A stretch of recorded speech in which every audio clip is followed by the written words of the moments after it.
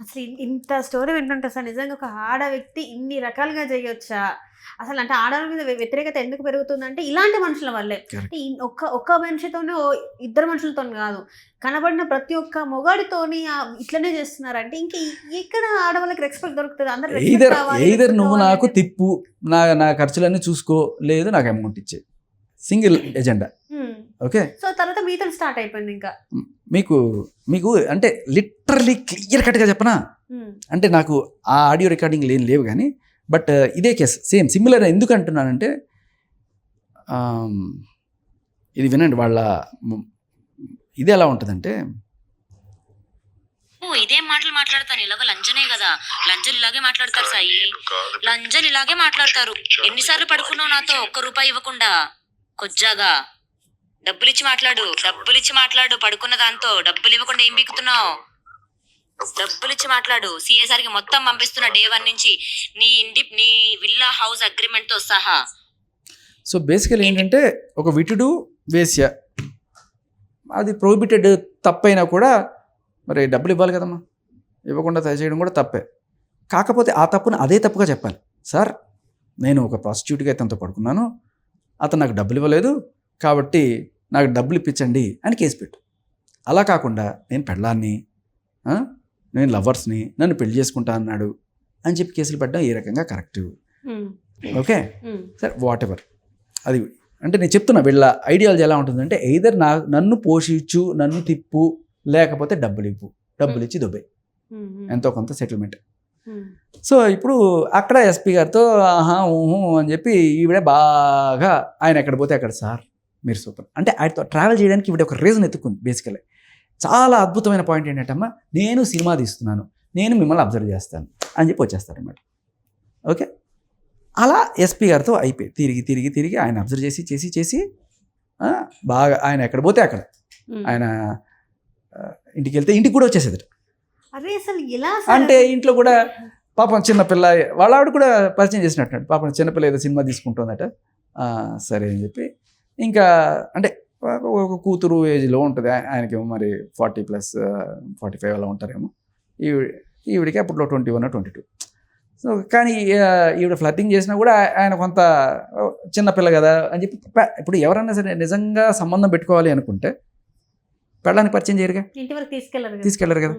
So ఆవిడ ఇంటికి పరిచయం చేశారంటే ఏంటి, ఏదో ఈ కూతుర్లను లేకపోతే అలా అనుకుని ఉంటారు. సరే, అట్లా అనుకున్నప్పుడు ఏదో నాన్న బుజ్జి కన్నా అని కూడా మాటలు వస్తాయి. చూడమ్మా అలా కాదు నాన్న అంటే, మెల్లగా ఒక పీరియడ్ ఆఫ్ టైం డెవలప్ అవుతుంది. వాళ్ళ ఇంటికి వెళ్ళడం, వాళ్ళ పిల్లలతో మాట్లాడడం, వాళ్ళ పిల్లల్ని ఆడించుకోవడం, వాళ్ళ పిల్లల్ని తీసుకెళ్ళి పార్కుల్లో ఆడించుకోవడం, ఇంకా మొత్తం జీవితం అంతా వాళ్ళకి అంకితం చేసేసినట్టుగా. అసలు అంటే పెద్ద ఆవిడైనా ఈయనైనా సరే నా దేవుడు దేవత అన్నట్టుగా వాళ్ళతో ఉండి తర్వాత మెల్లగా ఆయనకి ఇంకొకటి మొదలెట్టింది. ఫైనల్గా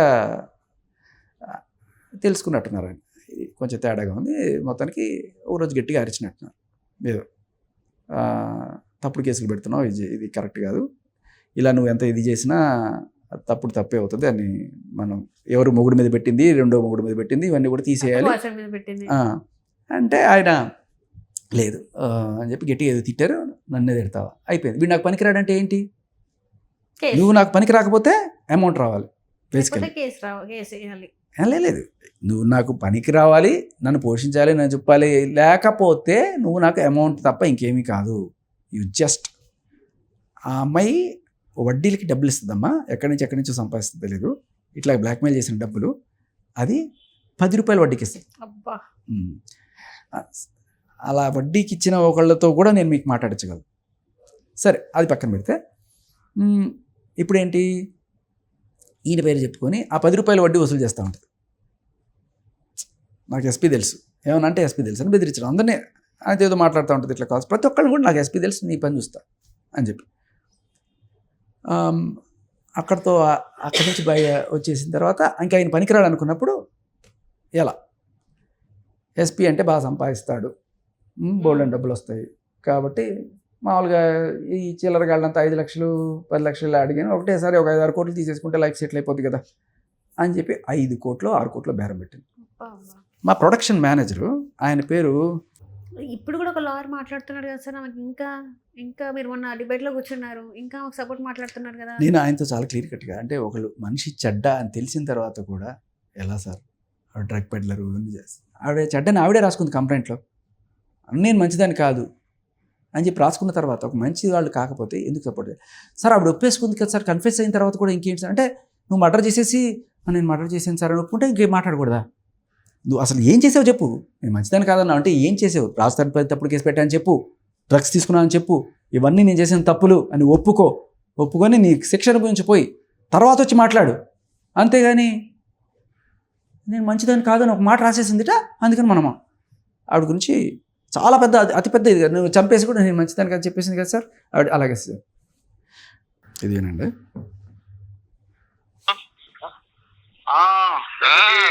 మధ్యాహ్నం నుంచి చేస్తున్నా మీకోసం.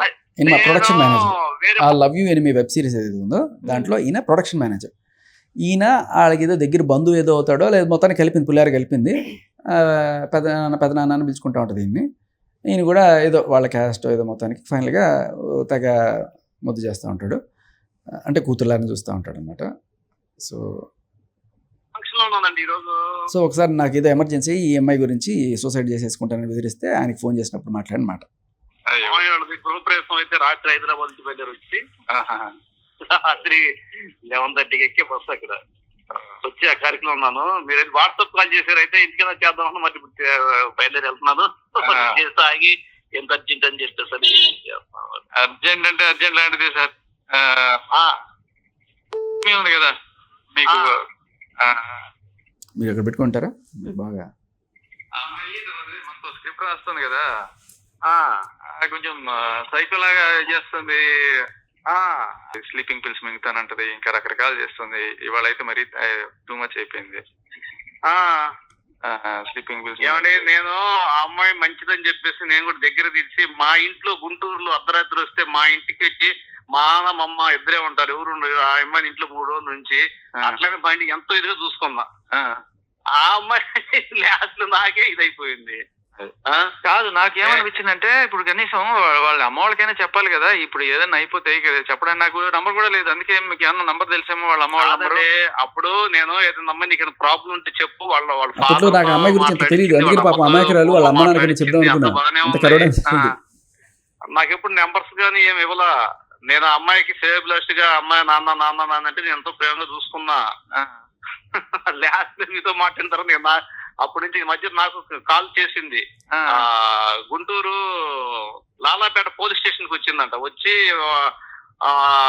కంప్లైంట్ నా మీద ఇచ్చారు, డబ్బులు ఇవ్వకుండా ఏదో జరిగి నాకు ఫోన్ చేస్తే కూడా ఇంకా నా మీద అనవసరం అని చెప్పేసి నేను ఇంకా ఆ అమ్మాయితో పట్టించుకోవడం అనవసరం అనిపించింది. నాకు మెసేజ్ పెట్టింది, గురూజీ నన్ను ఇట్లా మోసం చేస్తున్నారు, మీరు రావాలి అది అని చెప్పేసి. అందుకని ఇంక నేను పట్టించుకోదలుచుకోవాలా. నాకెందుకు కొంచెం తేడా అనిపిస్తే ఇంక నేను మామూలు తేడా కాదు సార్, మామూలు తేడా కాదు, అది నిజంగా పిచ్చి సార్, మెంటల్ ఉంది సార్. ఏమండి, నేను ఎవరినైనా ఒక మనిషిని ఆ విధంగా మాట్లాడానంటే ఎంతో ఎదుగుంటే మాట్లాడతారు, అది ఎవరి గురించి మాట్లాడను. నాకు అమ్మాయితో కొంచెం నాకు తేడా కనిపిడి నేను ఈ అమ్మాయితో కొంచెం డేంజర్ దూరంగా ఉంటాం బెస్ట్ అని చెప్పేసి నేను ఇంకా దూరంగా ఉంటాం మొదలు పెట్టానండి. అందుకని నేను మీకు ఈ విషయాలు కూడా చెప్పా. ఎందుకంటే నన్ను ఎప్పుడైతే నన్ను రౌడీగా వాళ్ళ మధ్య చిత్రీకరించి నాకు నేను మటర్లు చేసి జైలుకి వెళ్ళి నా మీద కట్టిగట్లు ఇవన్నీ ఎప్పుడు చెప్పిందో అప్పటి నుంచి నేను ఇంకా మటర్ చేసి జైలుకి వెళ్ళాడు, పెద్ద రౌడీ అని చెప్పిందంట ఊళ్ళో అప్పులు వసూలు చేసుకోవడం కోసం. అమ్మాయి మౌనిక అమ్మాయి నువ్వు 40,000 కూడా ఇప్పించేవాడికి వేరే వాళ్ళకంటే సార్ ఆ 40,000 నా పర్సనల్ కాదు, 40,000 ఇప్పించడానికి పెద్ద రౌడీగా ఊళ్ళో చూపించిందంట.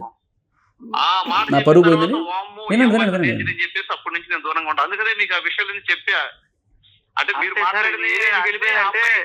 నేను ఎందుకు ఆయన ఎవరి మీద ఎస్పీ మీద కేసు పెట్టి ఏదో లాయర్ పెట్టుకుని అక్కడ విజయవాడ పోతా ఉంది వస్తా ఉంది, ఎందుకు ఇట్లాంటి పెంటన చేసుకుంటావు? ఆయన ఏం చేశాడు ఎందుకంటే ఆయన మంచోడే, కానీ ఆయన ఏడిపిస్తే నాకు సరదా, అంటే చాలా తప్పు చేస్తున్నావు, అటు పనులు అన్ని చేయకు అంటే ఇంకా ఆమె వైలెంట్ గా రియాక్ట్ అవుతుంది. సీరియస్ అయిందా? నేను మీ ఇంటికి వచ్చి కోసుకుంటా, మీ ఇంటికి వచ్చి మీ అమ్మ వాళ్ళ ముందు కోసుకుంటా, పెళ్లి చేసుకున్నావు, నన్ను రేప్ చేసేవానికి ఇది చేస్తా అని చెప్పి నన్ను బెదిరిస్తుంది. అసలు మీకు అరాచకం ఒక్కసారి పాస్ చేయండి. నాకు తెలిసిన ఒక లేటెస్ట్ ఇన్ఫర్మేషన్ అమ్మా, మీరు నమ్మరు, ఇప్పుడు ఆఫీస్ లో ఉంది అరాచకం ఇది అసలు హైట్స్ అనమాట. అంటే ఇంకా డబ్బు తప్ప ఇంకా ఏమి కనబడదా మనిషికి అనేది వాళ్ళ నాన్నతో గొడవ పెట్టుకున్నట. ఇది వాళ్ళ నాన్న ఏదో చెప్పాడు, ఇట్లాంటి పనులు చేస్తున్నావు, నీకు నా ఆస్తిలో వాటా కూడా ఏమన్నా, నా పేరు పాడు చేస్తున్నావు, ఇక్కడ పడాలి వాళ్ళ ఇదంతా పాడు చేస్తున్నావు అంటే ఇవ్వవా, ఎలా ఇవ్వవో చూస్తాను చెప్పి వాళ్ళ నాన్న మీద రేప్ కేసు పెట్టడానికి వెళ్ళిందట. తండ్రి నన్ను రేప్ చేశాడు అని చెప్పి నిన్న ఒక ఆవిడ చెప్తే నాకు షాక్. నిజంగా చేసేవాళ్ళు ఉన్నారు, నేను లేదని అనట్లే, కానీ ఇప్పుడు అలా నిజంగా అయిన బాధితులు ఉన్నారు, వాళ్ళకి ఎఫెక్ట్ అవుతుంది ఇలాంటి వాళ్ళు చేయబట్టి. అసలు వాళ్ళకి న్యాయం జరుగుద్దా? సరే వినండి, పూర్తిగా వినండి. ఇప్పుడు స్లీపింగ్ పిల్స్ మింగి ఇట్లా నెత్తి తెచ్చుకుంటే మనం చెప్పడానికి ఉండాలి కదా వాళ్ళ అమ్మ నాన్నకి. నాకు ఎవరికి చెప్పాలి అర్థం కావట్లా. ఇక్కడ ఎవరో వాళ్ళ అక్క బావ ఉన్నారంటది, వాళ్ళ నంబర్ కూడా నా దగ్గర లేదు. అక్క బావ అని చెప్పింది, ఒకళ్ళ నెంబర్ కూడా నాకు ఇవ్వలేదండి అసలు. నాకు ఎవరి నెంబర్లు ఇవ్వాల, వాళ్ళ ఫాదర్ నెంబర్ కూడా నాకు ఇవ్వాల. ఆ యువరాజుకి ఏమన్నా తెలిసేమో, యువరాజుకి ఫోన్ చేస్తుంటే యువరాజు కూడా ఎత్తట్లా. వాళ్ళు నాకు వాళ్ళ నెంబర్స్ కానీ ఎవరికి ఇవ్వలేదండి. ఈ అమ్మాయి ఒకటి నాతో మాట్లాడేది. ఎవరిని పట్టుకుంటే తెలుసా అంటారు, పోనీ అదైనా చెప్పండి. వాళ్ళ ఇక్కడ ఎక్కడో వాళ్ళ అక్క బావ ఉంటారని చెప్పింది, అప్పుడప్పుడు వెళ్తా ఉంటది అక్కడ. ఏమన్నా ఆ పిల్లకి ప్రతిసారి అక్క బావ ఇక్కడే నన్ను మా చిన్న అట్లా మా పెద్దన్న అట్లా చెప్పుకుంటూ వచ్చింది. అందరూ నన్ను చుట్టాలు అనుకున్నారంట అమ్మాయిని. అట్లానే ఎవరు పరిచయం వాళ్ళు అట్లా చెప్పుకుంటూ వస్తారు. ఇప్పుడు టార్జియన్ ఉన్నారు కదండి, టార్జియన్ ఆ రోజున నందమూరి తారకరత్న పెద్దకరం రోజు ఆయన పరిచయం చేశా. ఆ రోజు నుంచి ఆయన పట్టుకుంది, బాబాయ్ బాబాయ్ ఆయన అంటుంది. అందరు నా సొంత బాబాయ్ అని చెప్పుకుందంట ఆయన్ని. ఆయన కూడా నాకు ఫోన్ చేస్తా ఉంటున్నాడు టార్జియన్. ఏందమ్మా ఈ అమ్మాయి మెంటాలిటీ కొంచెం డిఫరెంట్ గా ఉందని ఆయన కూడా నాకు ఫోన్ చేశాడు. ఏముందండి, నేను ఆయన అమ్మాయి గురించి అయితే పట్టించుకోవట్లేదు, నేను దూరంగా ఉన్నానని చెప్పాను. ఏం చేయాలి, డైరెక్ట్ ఫైనల్ వెళ్ళి 100 పోలీసుల దగ్గర కూర్చొని సార్ ఇది పరిస్థితి అమ్మాయిని తీసుకోండి అని చెప్పాలి. మన ఈ మధ్య జరిగిందంటే మౌనిక ఇట్లానే ఇంటికి వచ్చేసిందంట, 2-3 మనుషులు వేసుకుని ఇంటికి వచ్చేసిందంట. వచ్చేసి పోలీస్ కేసు పెట్టి అక్కడ పిలిపించిందంట. ఏంటంటే మీరు కోర్టులో చూసుకోండి ఇక్కడ కాదని చెప్పేసి అన్నారంట. అందుకనే మీరు కూడా జాగ్రత్త పడతారన్న ఉద్దేశంతో ఆ రోజు మీకు చెప్పాను నేను సేఫ్లాష్గా. ఎందుకంటే నాకే అమ్మాయి మీద అనిపించిందంటే క్యారెక్టర్ కొంచెం డిఫరెంట్ గా ఉంది ఈ అమ్మాయితో అంటే నీకు చెప్పింది. ఎవరితో తిరిగే టైప్ కూడా కాదు, మళ్ళీ అమ్మాయి చూస్తే కూడా ఎవరికి అట్లా అనిపించడం కూడా కాదు. అమ్మాయికి అది ఏదో జబ్బేదో ఉంది, ఎవరితోనూ ఇదేం లేదు, పడుకోవడాలు అటువంటి పనులు ఏం లేదు. మౌనిక అనే అమ్మాయి చెప్పిందండి ఒక రోజున, మౌనిక నేను బయట ఉన్నాను, నా కూడా టాబ్లెట్స్ ఉంటాయి, ఆ టాబ్లెట్స్ కొంచెం ఫోటో తీసి నాకు పెట్టాలని అంటే ఆ అమ్మాయి ఫోటో తీసి పెట్టిందంట. తర్వాత ఈ యూట్యూబ్ లో చూస్తే అవి ప్రెగ్నెన్సీ టాబ్లెట్స్ అంటవి. ఎవరికి ఈమెకే ఆ టాబ్లెట్స్? అవునా, నాకు తెలీదు. అవునా? మౌనిక అనే అమ్మాయి నాకు చెబితే ఏం తెలిసిందండి. అప్పటి నుంచి నేను దూరంగా ఉంటాను. ఈ అమ్మాయికి ప్రెగ్నెన్సీ టాబ్లెట్లు కూడా వాడిందా?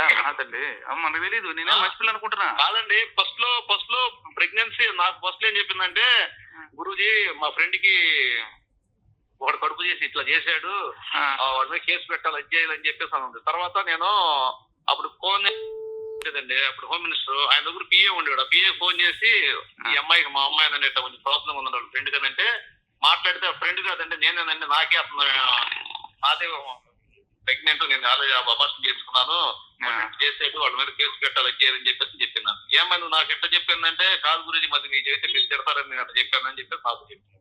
నాకు తెలియదు, నేను మర్చిపోయాను అనుకుంటున్నాను. నేను కాదండి బాబు, ఆ పేరేంటంటే సార్ ఎవరిదైనా నంబర్ కావాలి సార్. ఏంటంటే ఆ ఎస్పీతో కూడా వీళ్ళిద్దరికి కూడా డీలింగ్స్ ఉన్నాయి, ఆ ఎస్పీ మీదే కేసు పెడతానని తిరుగుతుంది విజయవాడ. ఆ ఎస్పీ మీదే ఈ ప్రయోగం చేయబోయిందంట చేతబడి. ఓహో, ఎంఐ జీవితం నాకు తెలిసింది. ఆ ఎస్పీ గురించి నాకు ఒకసారి చెప్పిందండి, ఒక మినిస్టర్ని పెట్టుకోండి, మీరు మినిస్టర్ని పెట్టుకుంటే వాళ్ళ గురించి 5-6 కోట్లు వసూలు చేసుకోవచ్చు, మనం వసూలు చేయాలి, ఆ అమ్మాయి ఇట్లా అమ్మాయిని ఆగం చేశారని చెప్పేసి కేసు పెట్టి వాడిని మినిస్టర్ ద్వారా వెళ్తే వాడు 5 కోట్లని ఇస్తాడు అది అని చెప్పి బెదిరించాలి అని చెప్పి నాకు చెప్పింది. అమ్మాయి నాకు ఇలాంటి ఏది చెప్పమాకు రెండోసారి, నాకు ఇవన్నీ ఎందుకు, నాకు ఈ పెంట అన్ని కూడా అమ్మాయి నేను మంచి పిల్లలు కదా అని నేను సపోర్ట్ చేద్దాం. తర్వాత రాను రోజు చూస్తే ఈ అమ్మాయి గురించి కొన్ని బయటపడేసరికి ఈ అమ్మాయితో డేంజర్. నాకు ఏదో హెల్ప్ చేయండి సార్, నాకు వాళ్ళ ఇంట్లో ఎవరిదైనా ఒక్క నంబర్ దొరికితే నేను వాళ్ళకి చెప్పి తీసుకుపోండి అయ్యా బాబు అని చెప్తాను. నేను ఎవరి గురించి మౌనిక అనే అమ్మాయిని అడుగుతామండి, ఒకసారి లైన్ లో ఉండండి. ఉన్న వ్యక్తి మీ కాల్ ని హోల్డ్ లో ఉంచారు, దయచేసి లైన్ లో వేచి ఉండండి. The person you are speaking with has put your call on hold. దయచేసి లైన్ లో వేచి ఉండండి. The person you are speaking with has put your call on hold. Please stay on the. Hello. Hello. Master గారు, అమ్మాయి మౌనిక అండి, Lakshmi friend. ఆ అమ్మాయి మౌనికకి నాకు ఈ విషయం నుంచి చెప్పిన తర్వాత ఈ అమ్మాయి గురించి బయటపడి ఈ అమ్మాయి దూరంగా ఉన్నాను. ఓకే. ఆ మౌనిక అమ్మ మౌనిక చెప్పండి సార్. మరి శేఖర్ భాష గారిని కూడా స్లీపింగ్ టాబ్లెట్ చేసుకొని ఇంటికి వచ్చి ఇచ్చేస్తాను చెప్పని చెప్పేసి బ్లాక్ మెయిల్ చేసి ఇచ్చేస్తుందంట. ఎందుకంట సార్? సార్ ఏం చేయాలి, ఆయన ప్రేమికులాసి ఆయన స్లిప్ వర్క్ అంతా చేసి అంతా చేసి ఇంటి ఎదురుగా రూమ్ అదేమ్మా. ఇప్పుడు అంటే ఈ స్లీపింగ్ పిల్స్ మింగుతా ఇట్లా పనులను చేస్తూ భయపెడుతుంది. వాళ్ళ ఇంట్లో వాళ్ళకి ఎవరికైనా చెప్తాం అంటే నంబర్ లేదు నా దగ్గర. ఏమన్నా నంబర్ తెలుసా మీకు అని ఫోన్ చేస్తాను. వాళ్ళ ఇంట్లో వాళ్ళు నా దగ్గర ఏం లేదు సార్. సబ్జెక్ట్ దగ్గర అబ్బాయి ఆధార్ కార్డు ఉండాలి. అదన్నా తీసి ఫోటో పెట్టమ్మా. ఫోటో పెడితే మనం భాష గారికి పెడతాము. వాళ్ళ ఫాదర్ ఫోన్ చేసి ఇన్ఫార్మ్ చేస్తారు. అవును సార్, అవును సార్, తెలుసు సార్. అమ్మా నువ్వు నాకు ఎప్పుడైతే ఈ అమ్మాయి స్లీపింగ్ టాబ్లెట్, ఈ అమ్మాయి ఈ ప్రెగ్నెన్సీ టాబ్లెట్స్ గురించి ఆ అమ్మాయి నిన్ను వచ్చి అరేంజ్మెంట్ చేసి నన్ను ఎప్పుడైతే రౌడీ అని చెప్పింది, ఇవన్నీ చెప్పిన తర్వాత ఆ అమ్మాయిని దూరంగా పెట్టి శాఖపట్ట చూసా. ఎప్పుడైతే ఎఫ్సీ మీద చేతపడి ప్రయోగం చేయాలనుకుందో ఇవన్నీ నువ్వు ఎప్పుడైతే చెప్పావో అప్పటి నుంచి అమ్మాయి దూరంగా పెట్టేశాను. చేస్తే పాపం భాష గారు ఉన్నారు, ఆ అమ్మాయి పిచ్చి కదా అన్నారు. అది ఇప్పుడుగా తెలియదా ఆ అమ్మాయి గురించి? నేను కూడా అదే దేవుడు డెఫినెట్ ఎవరు వాడే తీసుకోవాలి. అందుకని నువ్వు పని చేయి, వాళ్ళ ఫాదర్ అది ఆధార్ తీసి పెట్టు, నాకు పెడితే నేను భాష గారికి పెడతాను. అది వాళ్ళకి అడ్రస్ చెప్పేసి ఎక్కడ పట్టుకొని వాళ్ళ ఇంట్లో చేస్తారు. బెదిరిస్తున్నాను చాలా అసలు. మెసేజ్ పెట్టింది, మనీ ఇస్తావా లేకపోతే పోలీస్ స్టేషన్ చెప్పడా, వాళ్ళకి చెప్పడా, వీళ్ళకి చెప్పడా అని బెదిరిస్తుంది నన్ను. ఓకే. వెళ్ళాం కదా, అక్కడే మాట్లాడుకుంటాం కదా, దాన్నే ఉందంటే నాకు రెస్పాన్స్ అవ్వలేదు సార్. అప్పటి నుంచి ఇప్పుడు దాకా నాకు అసలు ఏ కాంటాక్ట్ లేదు.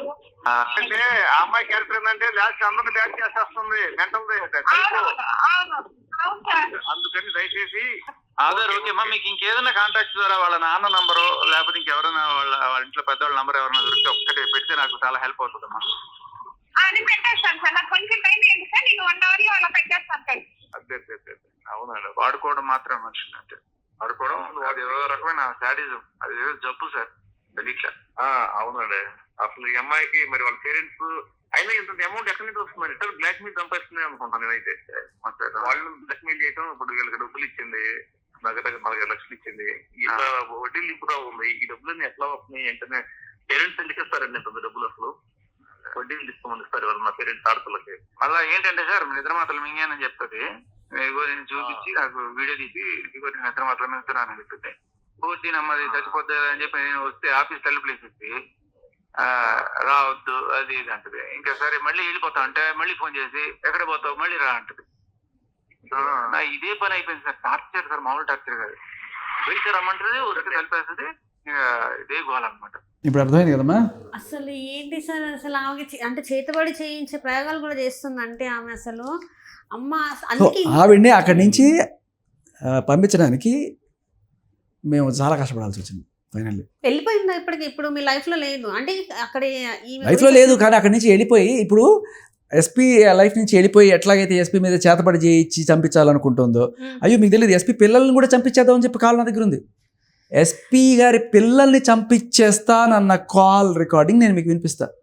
నాకు అది పంపించండి సార్, నేను చేస్తాను. సో అంటే బేసికల్లీ బయటికి వెళ్ళిపోయిన తర్వాత వాడు డబ్బులు ఇవ్వకపోతే చచ్చిపోవాలి. అంటే ఇంకా ఆమెకు యూజ్ అవ్వకపోతే ఇంకా అంటే ఆ మనిషి బాగుండొద్దు, కేసులు పెట్టాలి, లేకపోతే చచ్చిపోవాలి. సో ఇట్లా మీ మీద కూడా ఇప్పుడు మొత్తానికైతే ఈ లావణ్య ఈ పడాల లక్ష్మణ ఇద్దరు కలిసి ఇంకా కొంతమంది అబ్బాయిలు కూడా కొంతమంది ఉన్నారు, వాళ్ళందరూ మిమ్మల్ని చంపాలనుకుంటున్నారు. అది ఎందుకు అంటే మీ నుంచి వాళ్ళకి ఎట్లాంటిది లేదు కాబట్టి, డబ్బుల పరంగా కావచ్చు, ఏదైనా కూడా సపోర్ట్ అంటే వాళ్ళవన్నీ బయట పెడుతున్నారు కాబట్టి మీ మీద ఈ కక్షతోని ఇలా చేస్తున్నారు అనుకోవచ్చా? అంతే, కక్ష, క్లియర్ కట్ కక్ష. ఎవడైనా సరే నన్ను తెప్పాలి, నా ఖర్చులు చూసుకోవాలి, నా అంతా చేయాలి, లేదు అంటే 1 time సెటిల్మెంట్ ఎంతో ఇచ్చి చేసుకోవాలి, లేదంటే చావాలి.